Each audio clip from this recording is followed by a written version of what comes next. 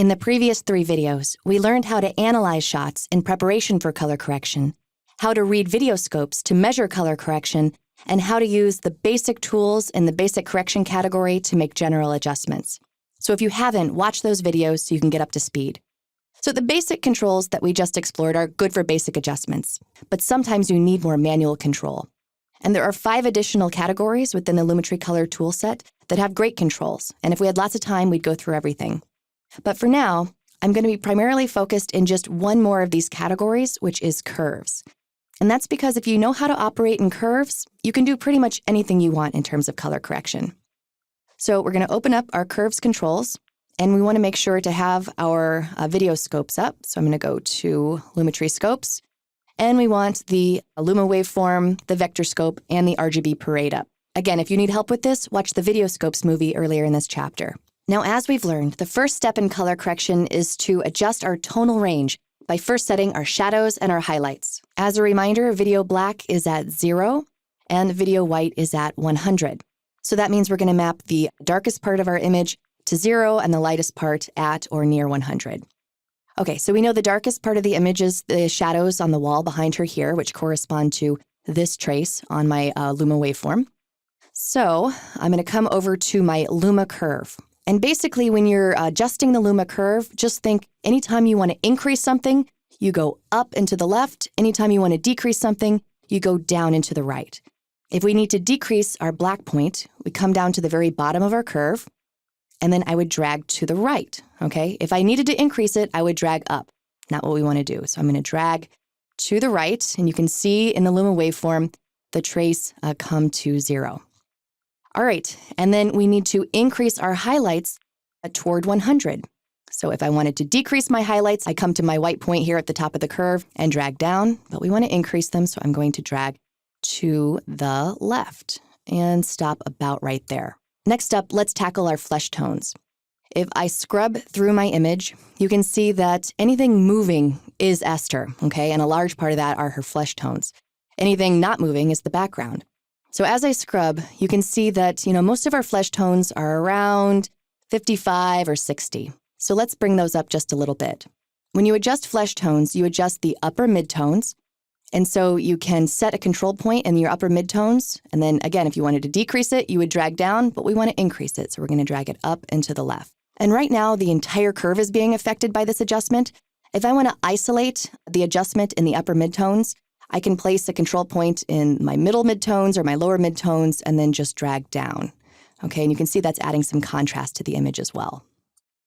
Now, the last thing that I want to talk about is that, things are a little bit blown out right here. So right here in my upper midtones, I think I'd like to bring those down just slightly. So I'm going to place a control point in my upper midtones and then just drag down, and you can see some of the detail come back to her shirt. A little bit too much, just a little bit. Okay? All right. So I'm pretty happy with my tonal range now. Let's look at before and after. Okay, so we are finished with phase 1 of the color correction process. Phase 2 is removing our color cast, balancing our red, green, and blue color channels. So you can tell that we are too high in the blues, so I'm going to switch to my blue curve. And the same rules apply. If I would like to increase the blue in my shadows, I would drag up. But I want to decrease, so I'm going to drag down just slightly. And then the big adjustment is in the highlights. So I'm going to come to the top of my blue curve. And if I wanted to increase it, I drag it to the left. But again, I want to decrease it. So we're going down and to the right. And that's pretty balanced across all 3 channels. I think I'd also like to bring the blues down in my upper midtones. That's going to help things grow along the flesh tone line if I look at my vector scope. So I'm going to just place a control point in my upper midtones on my blues and drag down, okay? And then I'm going to do the same thing on my red curve just to warm things up. So we'll just isolate a control point up here in the upper midtones on my red curve. All right, so we're warming up her flesh tones a little bit. Now, lastly, I want to take a look at my saturation. If we look at the vector scope, we could stand to increase our saturation across the board. And so I'm going to come down to my hue saturation curves. You can see there's actually 5 of these, all which do a different thing. But I'm going to focus right now on my hue versus saturation curve. And if I would like to increase saturation across all hue values, I can simply place a control point anywhere on this curve and then drag up. and take a look at the image as well as the vector scope. If I drag all the way up, you can see that she gets super saturated. If I drag all the way down, you can see that I lose all saturation. But I'm looking at the vector scope and I'm looking at the image, and I think I want about that much increased saturation. Now, if I wanted to dig in and actually affect the saturation of just one hue value, I could. So say, for example, this maroon wall behind her. If I wanted to increase the saturation of that, I could take my eyedropper and then sample that color. And then you can see that 3 more control points were added to my hue versus saturation curve. This is a continuum, so this one is actually right next to this one.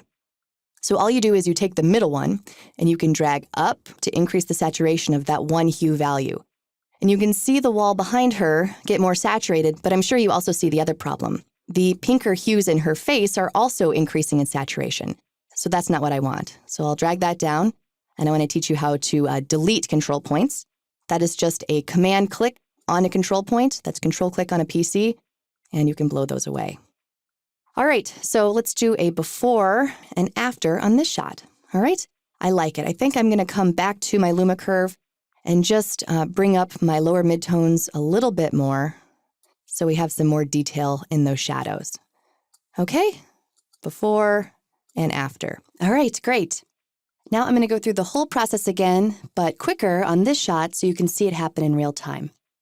All right, so I have my shadows and they're pretty much already at 0. I'm going to go to my black point and just drag it down just a little bit to crispen things up. And then I'm going to bring my white point up just a tiny bit. And so we now have our blacks and whites set, but that's not the real problem. The problem is in our midtones. All of our lower midtones are much too dark. So I'm going to come to my lower midtones and just drag up. And you can see the image improving a lot already, okay?